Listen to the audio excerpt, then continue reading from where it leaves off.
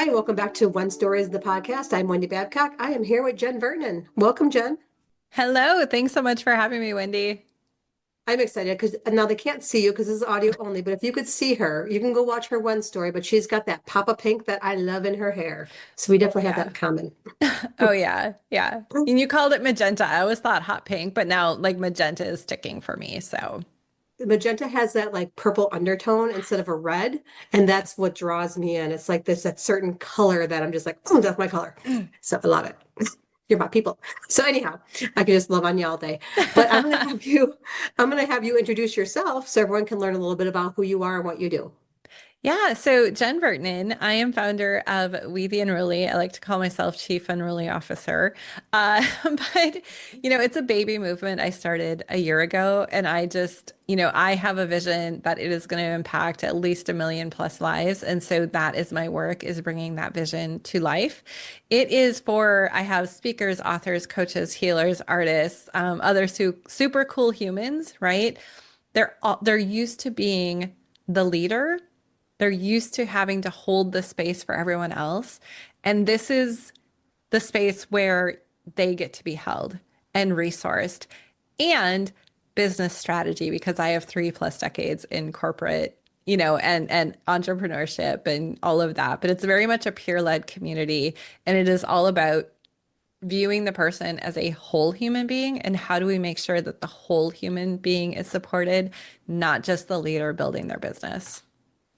I love this. And I remember watching this come to fruition with Yeah. you, even on just social media and just the whole idea and the graphics that you use. I'm like, oh my gosh, this is, and it hmm feels like it reaches beyond, like you described kind of the demographic, but it reaches beyond that. And the fact that it's people who sometimes don't feel like they check all the boxes or they feel like hmm they check five more boxes than what's actually on the list Yeah. Yeah. because, creatives and people who have a different maybe they Creative consider themselves a weirdos. black sheep. Yeah.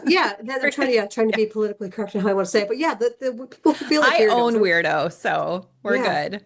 in fact, I remember I was in junior high. I think it was eighth grade, where a boy told me he kind of thought about asking me out, but he thought I was a little weird. Yeah. Yeah. Like, glad you didn't. My seventh grade boyfriend wrote me a love note and he said, "People say you're a dog, but I think you're pretty." I mean, I Okay, guess he thought. Well, I guess it's a compliment, right? I guess. Oh my gosh. So, I what to be fair to him, mhm. I did not come into what I now consider my gorgeousness until probably my 40s, to be honest. Yeah. I feel that. I feel like I didn't come into that either until Yeah. probably late 40s, and now I'm 50. I'll be 51 this weekend, and I'm like, I'm all for it. Like I have no I'm problem with it. rocking it. Yeah. You get past that, and this is the unruly part, is you kind of get hmm past all the bullshit, you get past all the everybody else, and you're like, no, Yep. done. Nope. This is how we Done. do things. I'm opting out. I'm not playing that game anymore. Yep. And, people talk about wanting freedom. Talk Hmm. about the ultimate freedom. It Yeah. really is. When you are so grounded in who you are, it impacts all aspects of your life. And that's the underlying thing I like to do inside the Unruly Collective, right? Me It's like too. I don't lead with that, but it's always there, right? Like Yeah. what is what is the most you decision here, right? Ooh, that's good. So let's talk about that. Yeah. Take me inside of the unruly community. So what hmm happens inside of like beyond the walls? What happens Ooh. inside the walls? Well, once you get past the velvet rope, no. Uh, Right? so there's really two tiers to the membership. One is Club Unruly. That is the lower priced one. And we do a monthly workshop. We do a monthly behind the scenes that I just started last month, and we had it yesterday. And that is where we talk about, it's like the real talk. Here is where I was stuck.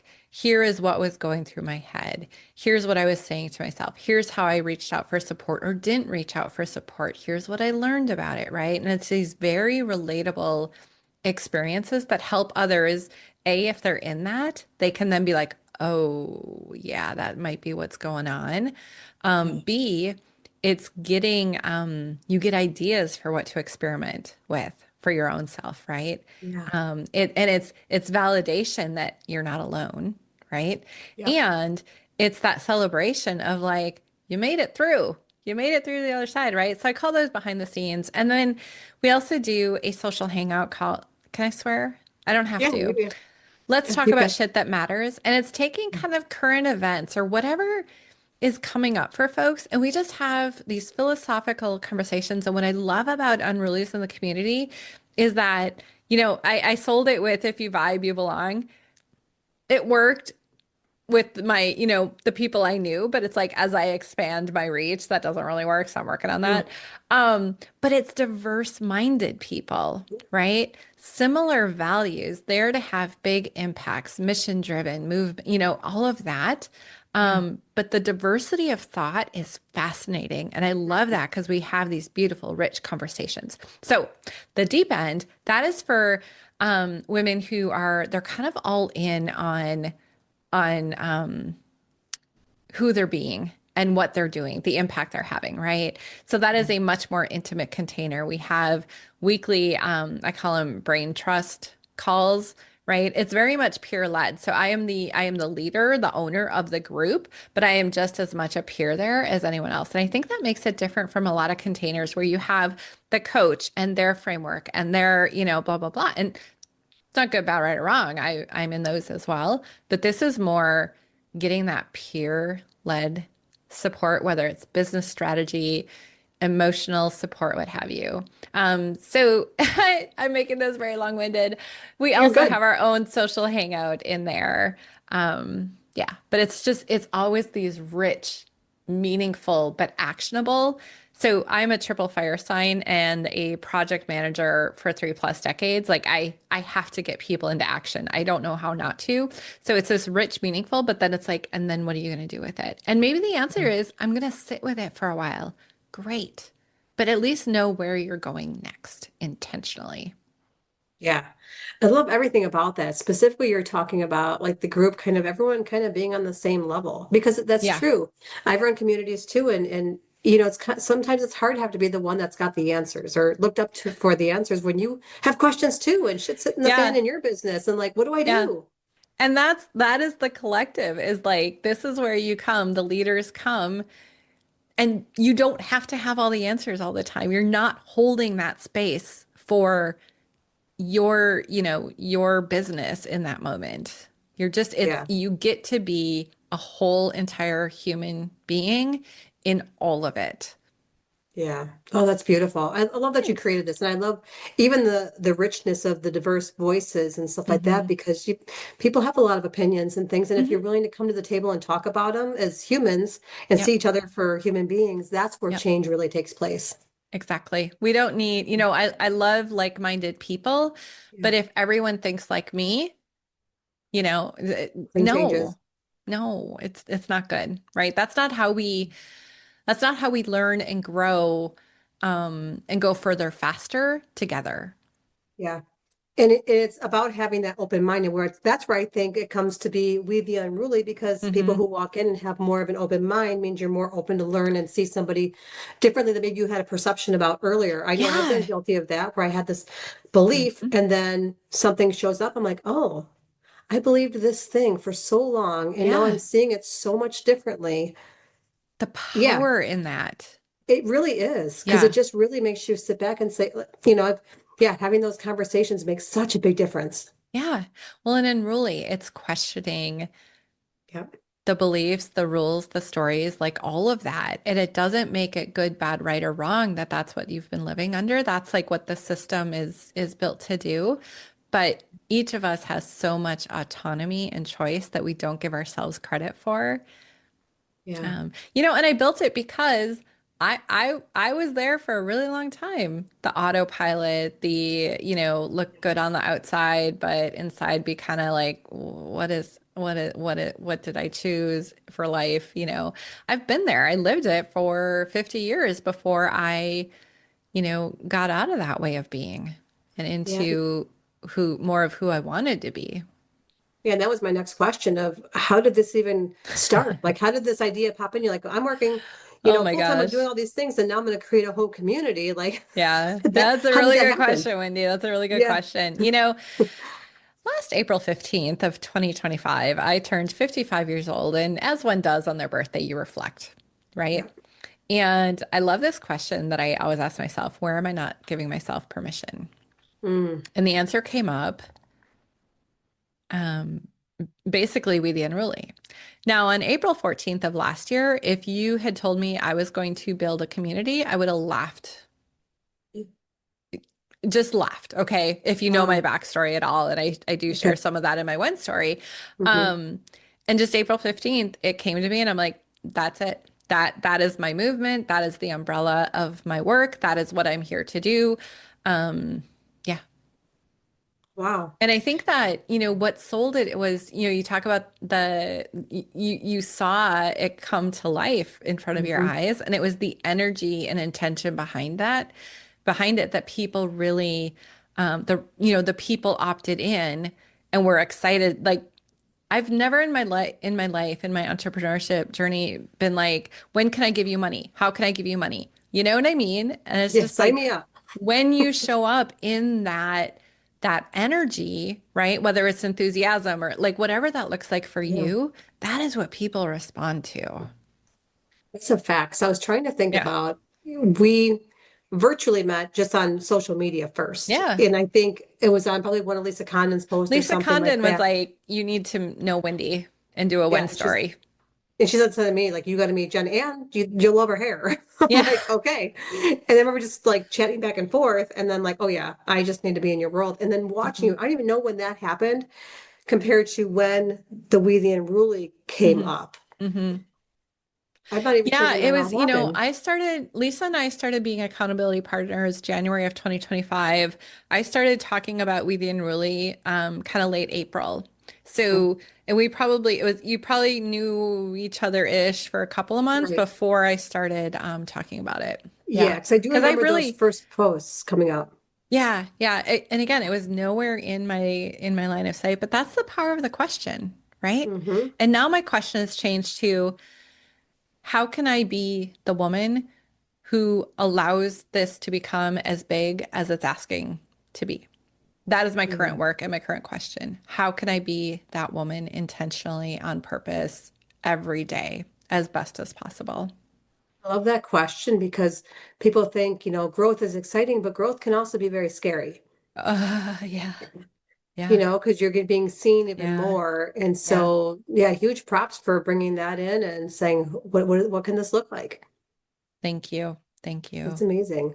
What you don't Wow. see is I was recently on a summit and what I shared was like, I became an overnight success, 14 years in the making. Right? Because That's the part people don't see. people don't see that, and that's okay, right? But it's like, Yeah. no, we got to stop looking at each other and making up stories in our heads and using them to beat ourselves up with. I'm just over Yeah. it. It's true. And I think the reason why you've had success with this is because I think everybody at the same time was saying the same thing, right? We saw you show up, even those of us who didn't really know you yet, Hmm. but because of the way you were just you. There was no falsity, there was no mask. It was Yeah, so real, but it was something that people hadn't seen in a way yeah. for a community before because you were like, basically, bring me all the weirdness. Like, I don't even care. Hmm. Like, I need you to show up. And that was a permission I think people need because otherwise, other communities, you have to fit in to a Hmm. box, Hmm. right? Yeah, Act this way, be this way, wear hmm, this. And I think yeah, you gave permission for a lot of women to show up and be like, you know what? This is awesome. I get to just be me. yeah. Thank you for that because that is absolutely the intention. And also, I can only control so much, right? So I set the intention and I hold it like Yeah. fiercely, right? Um, and that is who is inside the collective participating. And what they tell me again and again, they just did, an hour ago. This is the only space where I can talk about these things. Yeah. The power of that, it's hard to put words to, right? Yeah. And I'm laughing because I've been like fully out as me unmasked for so long now that I don't know how not to be. And when I try to be, I'm just like, it just feels so weird. Yeah. Like, And what am I like doing right weird and now? awkward and not the way I like to be weird and awkward, right? Right? And like I still have a day job. I work, I'm chief of staff for a health tech startup. You wouldn't know that when you look at me, but that is the power of just owning that, right? Right. And it comes with a level of privilege. I am safe as a white woman who's 56, who's had a long career in IT. I'm safe in that. Not everyone Yeah. is, right? Right. Yeah. Yeah. Makes so much sense. And then you get to show up as you, which gives other people permission to show up as them. Yeah. And I think you Hmm. by leading by example, I think is why what you've created has been so successful and why you're drawing in the right, I shouldn't say the right people, the people Yeah, who align. I guess that's the word. exactly. Exactly. Who Yeah. want it's not about being me because, dear Lord, you do not want that. It's about being themselves, Yeah. right? And I don't know if you know human design. I'm a 6'2", which is role model hermit. And that could Okay. not be truer for me. And it's not, like I said, it's not the role model of like do what Jen does.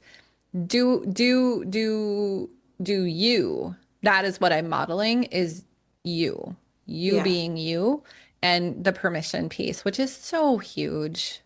So Yeah. huge.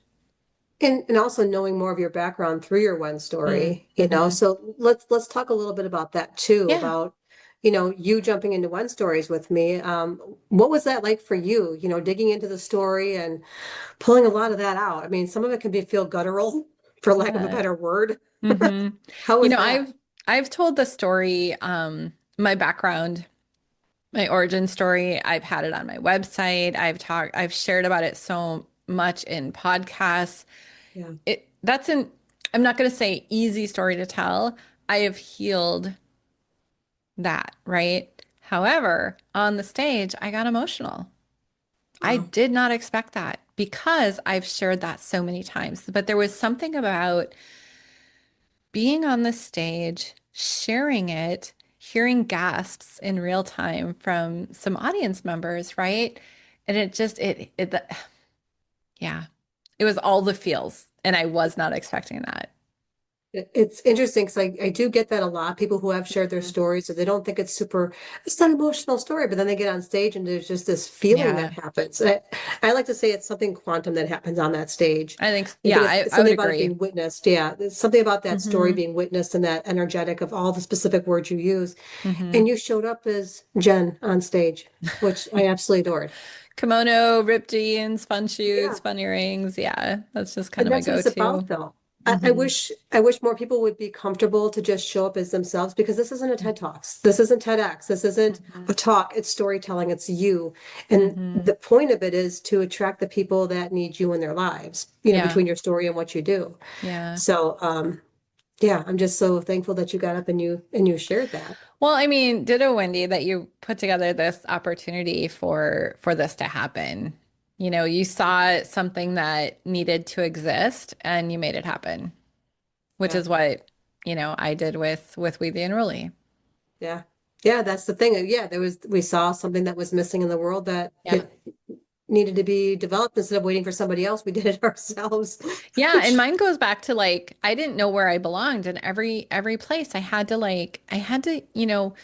try to fit in and that's not good, bad, right or wrong, but I got to the point where I'm like this isn't what I want, right? And for a long time I kept searching for it and then on my birthday last year it was like it's time to create it. yeah. And I did like the belonging that happens in there is just makes my heart who was lonely for decades of my life, Yeah. the fact that I am creating a belonging space, I'm just blown away. And that is not tooting my horn. It is saying, imagine what becomes possible Yeah. when, right? 100%. And specifically, like with the belonging part, belonging, but exactly as who you are. Because sometimes people hear the word Yeah. belonging and they think they have to dress, look, whatever, like everybody else in Yeah. the group, but No, that's not it at all. no. Yeah, You we've know, tried that and it's not working so well it for doesn't us. work. No, Yeah. no, too much judgment and crap. Yeah. Yeah. Yeah. I'm just like we kind of started. I opted out. Yeah. Yeah. I've done that myself. Sometimes when I go to a networking thing, I'm like, oh, what should I Sure, what should I dress absolutely. like? And there's times Absolutely. where like I'm not a dress pants gal. I did that. I worked at a hospital for 20 years. Like I'm a jeans person. So I'm like, Yeah. I'm gonna wear jeans. That's what I want to wear. And if Yeah. somebody has a problem with it, that's on them, not That's me. on them. That is their experience and journey. That does not have to be Yeah. mine. And, Yeah. it does take a lot of work to kind of get to that place. And I do It think being does. a woman in my 50s definitely helps with that, Yeah. seeing a lot of world, had a lot of experiences, what have you. But I think that's part of my mission. Well, I don't think that's one of my missions too, is like, how can we get people doing that sooner rather than Yeah. later in life? Yep. Yeah. And I think it's communities like yours where it just opens the Mhm. doors and maybe someone just peeking inside for a second to see what it's Yeah, about. And that gives them the permission to show up a little bit differently. Or not differently, absolutely. but as themselves more, I guess, Yeah, permission to be yeah, themselves. absolutely. Yeah. Absolutely. Awesome. Well, what I'm really excited about is right after this now, you get everyone who's listening gets to hear Jen's one story. So you get to hear more Yay. about how she became exactly who she is now. And she goes deep. So, I mean, you get the real behind You the do. scenes You stuff get the that raw people, emotion. Yeah, you yeah, do. you really do. So thank you again, Jen. I'm just excited to have you on the podcast and then for everyone to hear your one story next. Oh, thank you so much, Wendy. Awesome. Well, everyone stay tuned. And up next is Jen Vertanen's one story.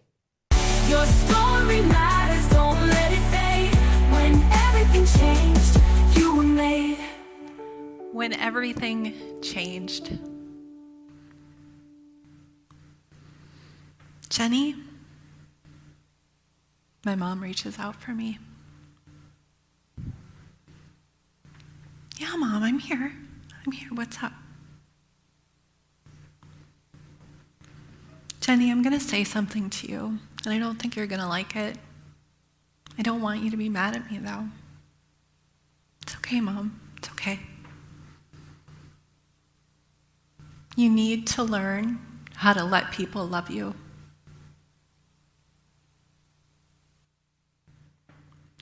I'm sitting with my mom in her final days, and I'm livid. And I gotta tell you, it feels pretty shitty to be mad at your mom as she lays dying. I know my mom loves me, absolutely, but she's also been my biggest critic, my biggest bully. She was the one who was supposed to save my brother and I, my brother Evan, from our dad. She's the one I have spent the better part of 6 years healing from.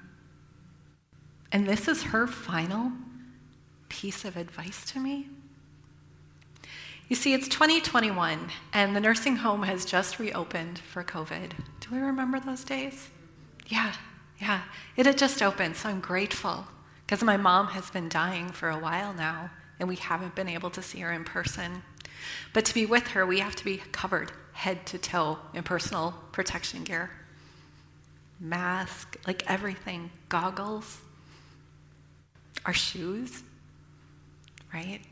So day in and day out that week, I'm sweating in all these extra layers that they don't breathe.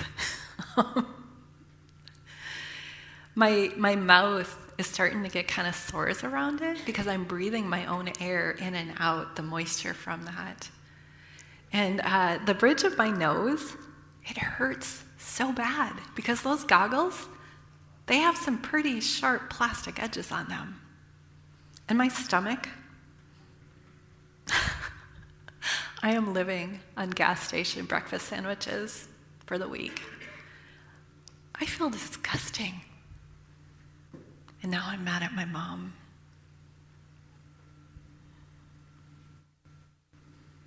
But I am also so grateful that I get to be with her, this wonderful, intelligent, brilliant, curious, whimsical, adventurous woman in her final days. I'm so grateful. Yeah, my mom was my biggest bully. She was my biggest critic. But she was also my biggest cheerleader, and I am going to miss the absolute hell, out of this dynamic, complex, difficult woman. But she has the nerve, the audacity to say this to me? I heard many stories growing up over the years, as I'm sure we all do. None of us gets out unscathed. Jenny, you're not a very nice person. She even warned my husband, Scott, before he got too far into the relationship. Jenny, I love you, but I don't like you very much. Why couldn't you be more like Stacy? See, Stacy was the valedictorian. She had a full ride scholarship to a private college out in California. She was brilliant. She was gorgeous. She was artistic and creative. I was the one the boys slept with. She was the one they dated. So why can't you be more like Stacy? Jenny, why did we spend all that money on the prom dress if you weren't even going to be asked to be on court? What a waste. Jenny, why did we spend all that money and all the hours on voice lessons if you weren't going to get the part of Maria? All I heard, you're a failure. I'm sorry, Mom. I'm sorry I'm not able to be who you want me to be. Mom, I was just trying to survive too. You told me when I was 12 that Dad would come find us and kill us if we left. Can't you see? I was trying to protect you and Evan because he abused me, but it was so much worse for you. Don't you remember all the times I would try to get him to hit me? Because that was the one way he would be taken from us, and we could finally breathe. He would trap me in the corner. He'd get his nose right there, spittle flying from him. Do you understand what that did to me, Mom? Mom, I slept around because I just wanted to feel loved.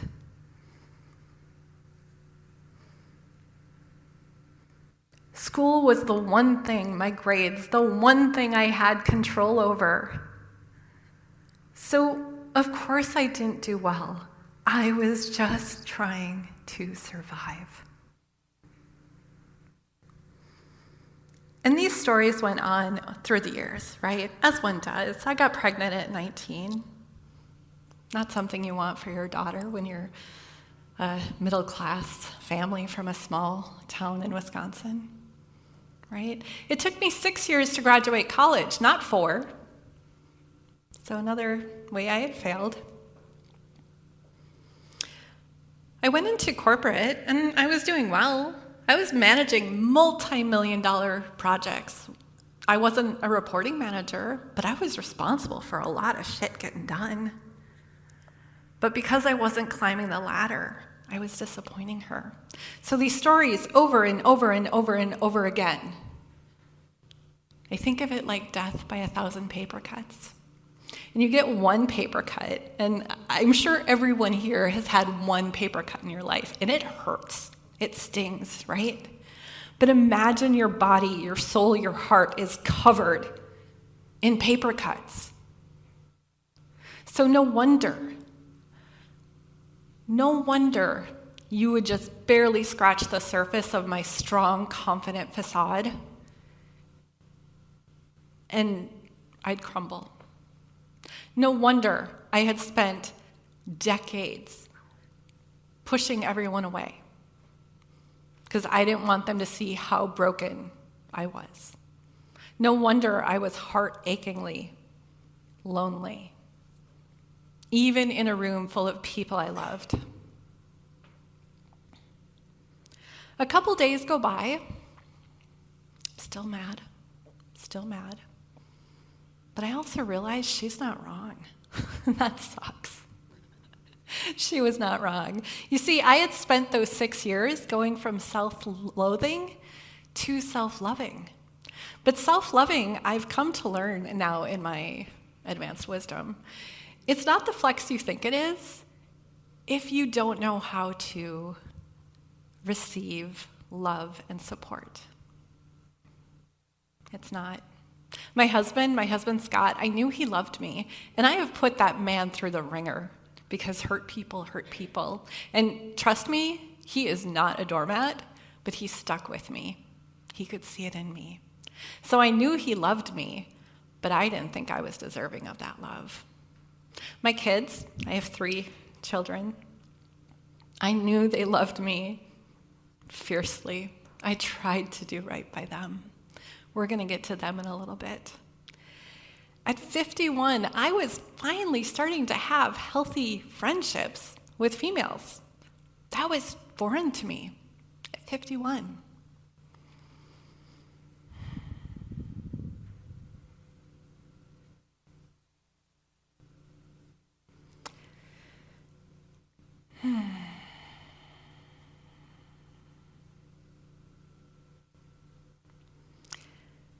So that day, my mom gave me the greatest gift she ever could have given me. And it took me a while to accept that.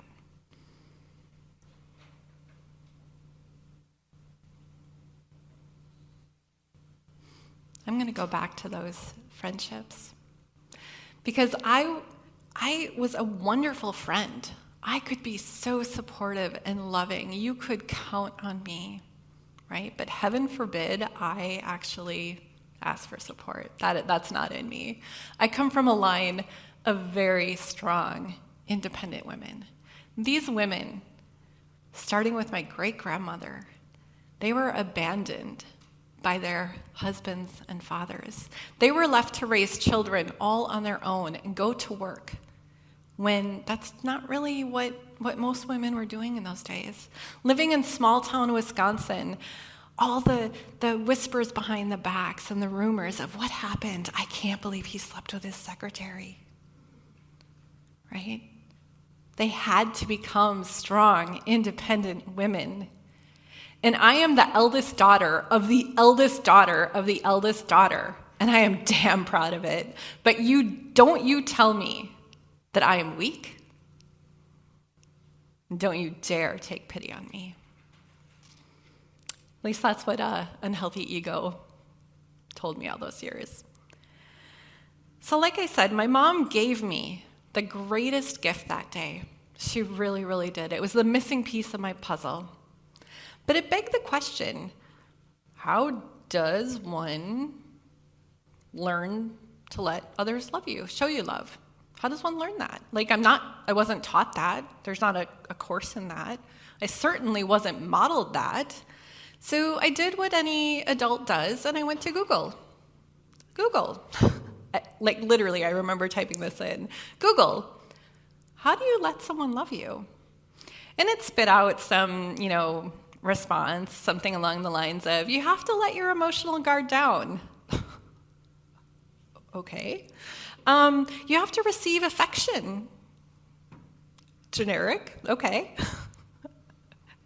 You have to not always be the caregiver, but sometimes the one who's cared for. Great. So Google, yes, I knew all that. I'm a smart person. But how? How do I pierce through all the walls and armor, everything I've built up to protect myself, to survive? How do I undo that? And the answer came to me. Much like in those 6 years of healing that I talked about, from self-loathing to self-love, I do the opposite of what my natural inclination is. I do the opposite. Because by that point, I had 5 decades of being a certain way, showing up a certain way, protection, all of that. So sit with the discomfort, right? Anytime I thought about asking for help, it was like, no, I can't do that. Force myself to do it. And over and over and over, doing that, practicing that, building that habit, because I was going to prove my mom wrong. That's just who I am. Over time, practicing, building. So here's what's changed in the years since then. In 2022, my 31st Mother's Day, I realized I actually felt deserving of my kiddos' love. That was a big realization. In fall of 2024, I joined a women's connection group. You've heard of them today, Polka Dot Powerhouse. Because I finally felt like I was likable. It took me 54 years to heal that story. In spring of 2025, I went to some of the sisters in that group, some of my dearest ones, and I asked for support. Not just surface level support, but some deep emotional support. And afterwards, I realized I didn't even have to think to ask them. I just did it. That's who I am now. I'm not just the person who offers support, I also know how to get it back. In October of 2025, at the big celebration event that we do where women come from all around the world, I finally healed the last stories of do I belong? I know I belong wherever I decide I belong. In summer of 2025, I launched my heart, my mission, my movement, We the Unruly.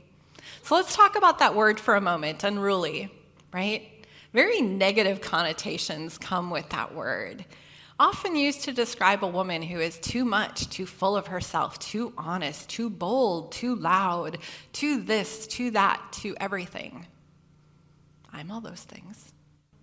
So I turned it into a rallying cry. We the Unruly. Because the women I gather, the woman I am, we've had to be the strong ones. We've had to be the capable ones. We didn't have space to be vulnerable. It wasn't safe. But what it quietly did to us through the years is we abandoned ourselves, right? Well, if I ask for help, I'm going to appear weak. Neediness is weakness. Asking for help, that's a burden. I can't be a burden. And vulnerability, that's something we practice under the covers when the kids are asleep. No one can find you. That's not the world I wanted to be a part of anymore. And I realized that in now this decade-long journey of healing from the inside out, rebuilding who I wanted to be, I've come to know what's possible for me when I am full of not only self-love, but self-trust and self-belief. I know it's possible. Which made me imagine a world full of strong, brilliant women who aren't having to spend so much goddamn energy holding up the world, holding up their armor. What becomes possible when their hands are free? We the Unruly is for founders, creators, creative entrepreneurs, artists, healers, therapists, authors, speakers, and other cool women audacious enough to know we can change the world. It is a space where you get to show up and not have to be the strong one all the time. With other women who just get it. You don't have to explain why that's so damn hard for you. This is a space where you don't have to have the mask of I have it all figured out all the time. Where you can come to for help and support and not be worried about people trying to fix you or, relate to you or tell you, no, it's okay. Where you can bring your big, bold visions, your dreams, and not be met with, when is enough enough? Why can't you just be grateful? I don't think you can do that. I don't think you should. But instead you're met with, oh my God, that is brilliant. Oh my God, that is so impactful. Oh my God, how do we help you bring this to life? Where you are seen as the thought leader you are. Because I don't care about your certifications and accomplishments. Yes, they're important, but that is not what makes you a fascinating human being. We want to know the real you. We the Unruly is only 6 months old. I have about 100 women in this membership. and I am seeing them blossom. And again, these are accomplished women, successful women, and they are blossoming because they're finding their community, they're finding where they belong, they're looking at each other as peers, they're owning their expertise, and it is changing lives. I get to have, let me back up. I am no longer the woman who goes to sleep at night, worried I'm going to turn into this bitter, old, resentful woman. That was a very real fear. I am now the woman who gets to be the colorful, unruly, unapologetic girl I always wanted to be at 15, but I was trying to survive. I've healed my inner kiddos enough that I get to come out and play, be unapologetic, be myself. I know I'm safe now. I get to be the mom I never even thought I wanted to be when I got pregnant at 19 and tried to abort my first one. I am now the CEO that is helping women have even more impact on the world while also living their version of what I call a fuck yeah life. You like that one, huh? But my absolute proudest, I am the woman who healed generational wounds. And I am raising a daughter who will not have to carry the wounds of her ancestors. I get to have that. One of the questions I ask on my podcast of every guest is, what do you get to have the rest of your life because you did something bold, audacious, unruly just for you? And I love to watch these women reflect. You know, it comes over their face, this pause of I wasn't expecting that question. And then this realization, and then this wash of pride as they realize they get to live their legacies now in real time. They're not waiting for someday. They're not playing the if, when, then game that Jen talked about. They're actively doing it. Sadly, my story is not all that unusual. It's not. It's actually kind of boring, if you will. And it's because all of us have been raised by imperfect human beings with their own traumas, their own wounds, their own scars. And my mom is no different. My mom was abandoned by her father when she was 3. And then she was left not once, but twice, mere weeks before the altar.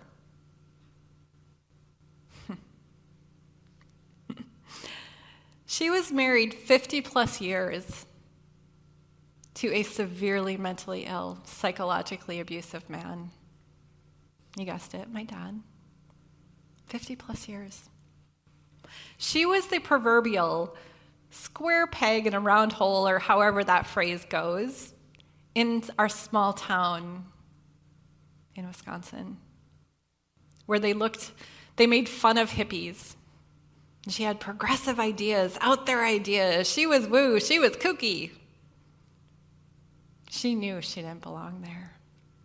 She was bit by a brown recluse spider in her 40s, and it shut her pancreas down, causing her to be insulin dependent the rest of her life. And that's why I'm sitting in the nursing home that day in March of 2021, because her kidneys, they failed for 3 years by that point, and the dialysis was no longer working. Her body was done. She was dying no matter what in those final days. But you know what?